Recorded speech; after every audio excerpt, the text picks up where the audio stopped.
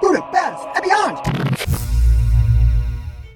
The Bodor Fountain has been at the north end of Margaret Island since 1936 and is a replica of the world-famous Bodor well originally built for the main square of a small Romanian town in 1820.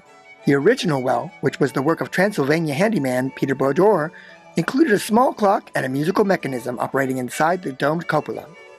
The clock and musical mechanism were powered by running water that came through wooden pipes. The musical fountain in Romania was damaged by a severe snowstorm in 1836, and the remains were finally removed in 1911.